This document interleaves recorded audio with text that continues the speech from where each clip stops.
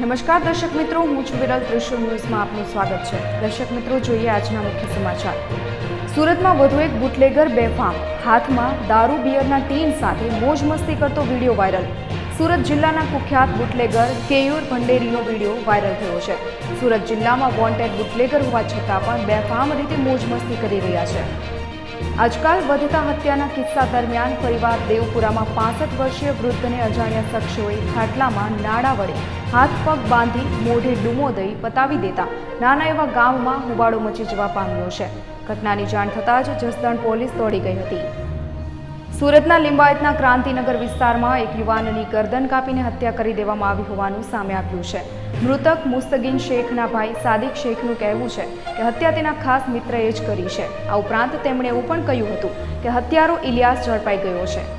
રામ રાખે તેને કોણ ચાખે. શરૂ ટ્રેને આ વ્યક્તિ નીચે ઉતરવાનો પ્રયત્ન કરી રહ્યો હતો ત્યારે તે પ્લેટફોર્મ અને ટ્રેન વચ્ચેની જગ્યામાં અટવાઈ ગયો હતો. આ દરમિયાન રેલવે પોલીસ દળ આરપીએફ જવાનની નજર વ્યક્તિ તરફ ગઈ. તેણે તરત જ દોડીને તે માણસને બચાવ્યો. જો થોડું પણ મોડું થઈ જાત તો વાત કંઈક અલગ જ હોત. આમ જવાને દેવદૂત બનીને વ્યક્તિનો જીવ બચાવી લીધો હતો. યુટ્યુબ પર મુખ્યમંત્રીનો એડિટ કરેલો વિડીયો મૂકનાર સામે એફઆઈઆર. સુરતના બેલંચા ગામના યુવાને સોશિયલ મીડિયા પ્લેટફોર્મ પર યુટ્યુબ ચેનલની લિંક બનાવી રાજ્યના મુખ્યમંત્રીના અલગ અલગ વિડીયો અને ઓડિયો એડિટ કરી તેમાં અભદ્ર ભાષાનો ઉપયોગ કરી કોમેન્ટ કરતા એલસીબીએ કામરેજ પોલીસમાં યુવાન વિરુદ્ધ ઇન્ફોર્મેશન ટેકનોલોજી એક્ટ હેઠળ અને બદનક્ષી કરવા અંગે ગુનો નોંધી તપાસ શરૂ કરી. આર્મી જવાનોનો ટ્રક 600 ફૂટ ઊંડી ખીણમાં ખાબકતા 3 ભારતીય વીર જવાનો થયા શહીદ. પૂર્વ સિક્કિમમાં બુધવારના રોજ આર્મીના જવાનોને લઈને ભરેલી એક ઊંડી ખીણમાં પડી જતા 3 જવાનો શહીદ થયા હતા અને અન્ય 3 જવાનો ગંભીર રીતે ઘાયલ થયા હતા. પોલીસના જણાવ્યા અનુસાર આ ઘટના ન્યૂ જવાહરલાલ નહેરુ રોડ પર બની હતી.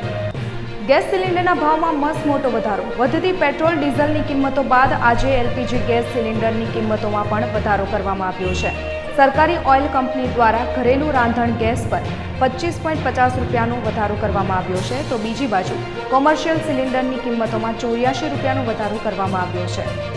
વિશ્વનો સૌથી સસ્તો સ્માર્ટફોન ગુજરાતમાં બનશે. રિલાયન્સ ઇન્ડસ્ટ્રીઝની 44મી વાર્ષિક સાધારણ સભામાં ગ્રુપના ચેરમેન મુકેશ અંબાણીએ રિલાયન્સ જીઓ અને ગૂગલની પાર્ટનરશિપમાં બનેલા નવા સ્માર્ટફોન જીઓફોન નેક્સ્ટની જાહેરાત કરી છે. ગુજરાત સરકારના ઉચ્ચ આધિકારિક સૂત્રોના જણાવ્યા પ્રમાણે ગૂગલ આ સ્માર્ટફોનનું ઉત્પાદન ગુજરાતમાં કરી શકે છે. ઉત્તર પ્રદેશ ધર્મ પરિવર્તન કાંડનું ગુજરાત કનેક્શન. ઉત્તર પ્રદેશ એટીએસ દ્વારા વડોદરાના સલાઉદ્દીનની અટકાયત કરવામાં આવી છે. સલાઉદ્દીન પર ધર્મ પરિવર્તન ગેંગના મુખ્ય સાગરીત ગૌતમને ફંડની વ્યવસ્થા કરી આપવાનો આરોપ છે. સલાઉદ્દીનને ઉમર ગૌતમને હવાલા મારફતે 30 લાખ રૂપિયા મોકલ્યા હોવાનું સામે આવ્યું છે.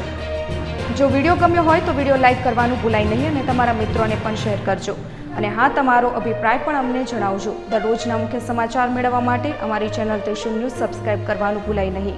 જો આ વિડીયો તમે ફેસબુકમાં જોઈ રહ્યા છો તો વિડીયો લાઇક કરી દેજો અને હા, સાથે સાથે અમારા ત્રિશુલ ન્યૂઝ પેજને પણ લાઇક કરી દેજો. ધન્યવાદ.